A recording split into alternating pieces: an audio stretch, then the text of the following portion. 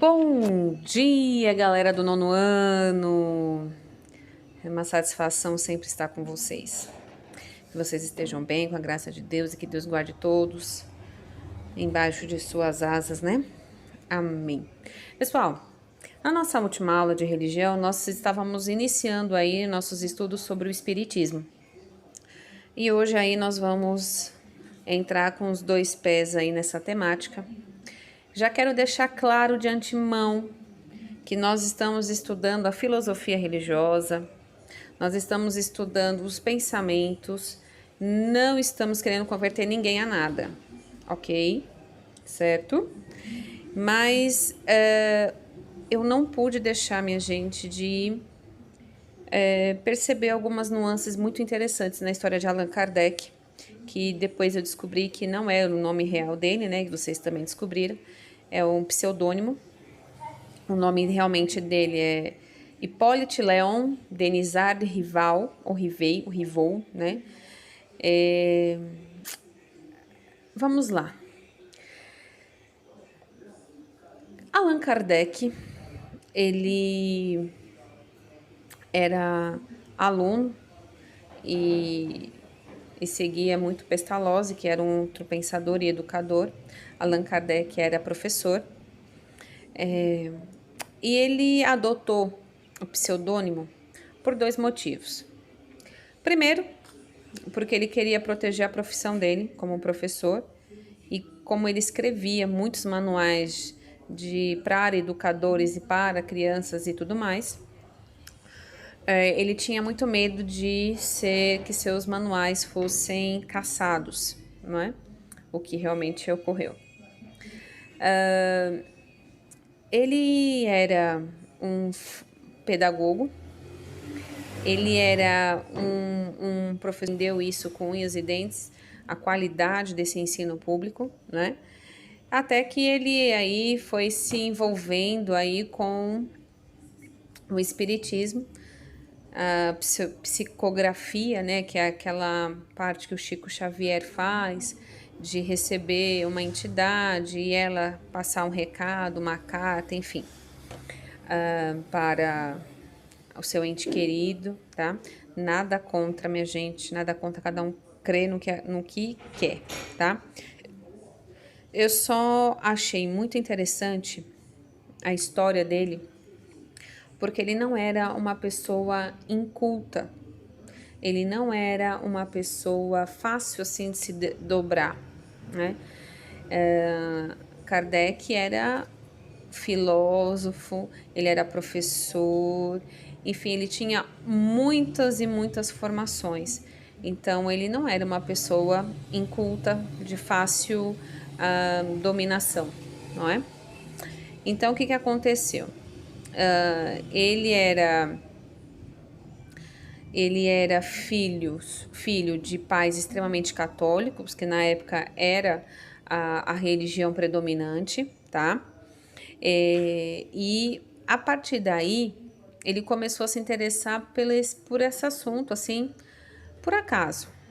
Ele ouviu falar aí do fenômeno das mesas gigantes e as coisas que se aconteciam aí na tal mesa branca, tal. E ele começou a ir pelo lado científico e, sem querer, ele acabou esbarrando aí realmente nessas experiências espíritas, tá? Mas vamos pensar aqui o seguinte. Como eu estava falando para vocês, a questão do pseudônimo, quando, na época, né, que lá o livro dos Espíritos, ele foi lançado no dia 18 de abril de 1857. E foi assim, uma venda em 2 dias ou 3 dias, se eu não me engano, foi vendido 1.500 exemplares, só da primeira tiragem, tá? E aí, só foi crescendo o número de adeptos e a vendagem desse livro. E aí o que acontece? A doutrina espírita despertou a ira da Igreja Católica, que considerava a necromancia que é a arte de adivinhar o futuro aí por intermédio dos mortos, um pecado mortal. E o que acontecia? Por essas e outras razões, jovens médiuns eram internadas, né, internados em hospícios, e adeptos do espiritismo ameaçado de excomunhão. Então, esse é um dos motivos que Allan Kardec escolheu o seu pseudônimo, tá? E no dia aí, 9 de outubro de 1861, a intolerância aí chegou ao ápice, ao ponto do bispo de Barcelona, Antônio Palau, ordenar que 300 exemplares da obra fossem queimados em praça pública, tá? E não é que a gente esteja defendendo nenhuma nem outra, mas a gente percebe que a intolerância ao diferente é crescente, né? E nós estávamos mais no período da caça às bruxas, mas é como nós estivéssemos aqui voltando ao tempo aí da Inquisição, né? E aí o que acontece? Mas apesar de tudo isso, Kardec procurava não se abater, ele acabou encontrando apoio e consolo no relato das pessoas que eram adeptas ao espiritismo e ao seu livro, né? E que afirmaram que desistiram do suicídio por terem lido o livro, entendido a filosofia, tá? Enfim, eu não vou entrar muito a fundo, porque a minha intenção não é catequizar vocês, mas aqui a intenção é o seguinte: uma das religiões que mais sofrem preconceito são as religiões afro, a Umbanda, a Quimbanda, Candomblé e outras religiões, como o Espiritismo. É claro que cada uma na sua praia, né? Não estou englobando nenhuma, não.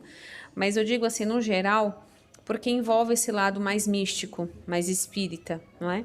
E eu lembro que eu era criança, não faz muito tempo, tá? Se vocês falarem que fazem muito tempo, eu desconto nota. Tinha uma menina que estudava comigo que ela era adepta ao espiritismo. E eu lembro o quanto ela sofria, porque chamavam ela de macumbeira, chamavam ela de um monte de coisa, porque não entendiam, né, a filosofia, não sabiam compreender, não é, a diferença. E quando a gente não sabe compreender a diferença, nós fazemos exatamente o que esse bispo fez, o que o extremismo da Igreja Católica fez no passado e nessa ocasião. A gente coloca essas pessoas de volta na Inquisição, porque não existe uma verdade absoluta, né? E principalmente no campo religioso. Eu vou defender a minha, você vai defender a sua e não chegaremos a denominador comum, porque fé é algo muito particular, é algo muito pessoal. Cada um é tocado de uma maneira diferente. É por isso que existem várias religiões, porque cada um, né, se adequa a um perfil religioso. É como eu tentar colocar a roupa da... Deixa eu ver quem é magrinha na sala. É como eu tentar colocar a roupa da Gabi em mim. Não vai entrar, né? Ainda, viu, Gabi? Porque eu tenho fé que vai. Mas é mais ou menos isso, né? E essa questão da gente estar debatendo hoje, falando sobre o espiritismo, eu vou colocar para vocês, logo após a aula, um vídeo que eu achei extremamente lindo, que é um desenho espírita, mas de espírita ele não tem nada. Ele tem umas lições de vida fantásticas. E ele traz umas lições fantásticas que eu gostaria que vocês vissem, que nós vamos fazer uma atividade sobre esse desenho. Então, eu não coloquei ele aqui, porque meu celular está travando muito na hora de fazer a edição. Então, para não ficar muito pesado, eu vou colocar ele separado. Mas é extremamente importante que vocês vejam e que, a partir desse desenho, a gente tem uma ideia bem geral de como o espiritismo concebe o ser humano e o mundo espiritual, tá? Primeiro é que eu achei bonito essa filosofia, porque eles acreditam, os adeptos do espiritismo acreditam que todos, sem exceção, têm condições de evoluir. tanto humanamente quanto espiritualmente. Mesmo os espíritos que eles chamam de selvagens, tá? Eles têm condições de evoluir. E isso é muito inerente à condição humana. Nós buscamos a evolução a todo momento. E aquele que não busca, ele acaba se sentindo propriamente inferior ao outro, né? Por conta da falta de conhecimento, da falta de iluminação. Porque o conhecimento ilumina, não é? A verdade liberta. Então, quando eu aprendo algo, quando eu me deixo evoluir, automaticamente eu me torno um ser mais iluminado. Então, é essa a visão. E vocês vão ver nesse desenho exatamente como é que funciona na concepção espírita a evolução. Primeiro, espíritos muito evoluídos preparam espíritos menores, tá? Para reencarnar ou para nascer. E eles dão lições valiosas para esses espíritos antes dele reencarnar ou deles nascerem. E eles vêm para a Terra e, obviamente, esse mundo espírita fica esquecido, né? E eles aprendem, evoluem aqui. Só que é bem claro e bem nítido que nenhum ser, nenhum espírito, ele vem com um destino pré-determinado. Cabe a você fazer a sua escolha para o bem ou para o mal. E aí é que entra a evolução, né? Dependendo do que você errar, do que você fizer, aí que vai entrando aí a evolução. Mas eu não vou entrar muito nesse mérito, porque vocês vão ver no vídeo, no desenho, de uma maneira bem lúdica e não vai ofender a fé de ninguém, porque eu achei fantástico as lições, tá? Primeiramente porque uma das filosofias do Espiritismo, além da evolução, tanto espiritual como material, a humana, é a caridade com o outro, se preocupar com o outro. Então você vai ver atos de caridade de pessoas espíritas assim, extrema, porque é o que mais é dito dentro da filosofia, que precisamos ser solidários, precisamos ser caridosos, né? Precisamos ser humildes e precisamos ter paciência, precisamos gostar da verdade, prezar pela verdade. Enfim, são valores que não deveriam ser tão... Depois que a gente começa a que a gente conhece, né, a filosofia da religião, a gente começa a olhar com os outros olhos. Claro que eu não vou mudar minha fé, claro que você não vai mudar a sua fé, mas você começa a ter uma visão de respeito pela escolha do outro, pela a visão do outro, né? Então, galera, é o seguinte, como eu estava dizendo a vocês, a questão aqui é que a gente possa conhecer para respeitar, conhecer para perceber e tirar desse nosso aprendizado coisas boas para a gente, aprender valores novos, olhares novos, né? E respeito, principalmente, que é a fonte principal aí do estudo das religiões, né? Então, gente, vamos lá, as atividades de hoje, tá? Vocês vão assistir o desenho, o segundo desenho, tá? E vocês vão perceber exatamente o que eu estou dizendo a vocês, esse lado lúdico, de uma forma bem ampla. Nós vamos pegar os valores aí, pregados aí pelo Espiritismo, certo? E aí vocês vão ver que tem uma mala nesse desenho. E vocês vão desenhar exatamente os elementos que faltam para você nessa mala. Eu sei que tá confuso agora, que você não tá entendendo o que tem a ver essa mala e tal, mas vai fazer todo sentido quando você assistir o segundo desenho, tá? Então, você vai fazer uma avaliação pessoal sua, tá?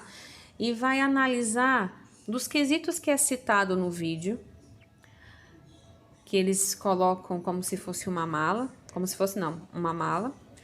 E você vai colocar os elementos que faltam para você nessa mala, tá bom? Então, hoje eu vou pedir um desenho, nada mais que isso, leve como uma pluma, certo? Porque esse tema para mim foi leve.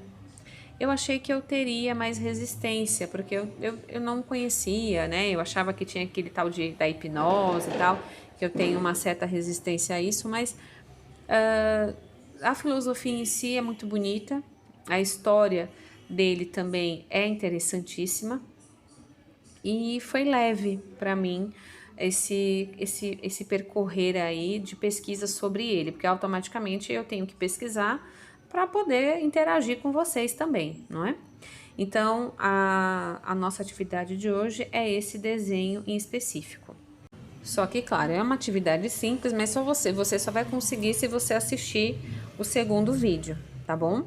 Então, assista direitinho e eu vou deixar escrito no final do vídeo o que eu quero nesse desenho, tá bom? Grande beijos e até daqui a pouco no nosso grupo de estudos. Tchau, tchau!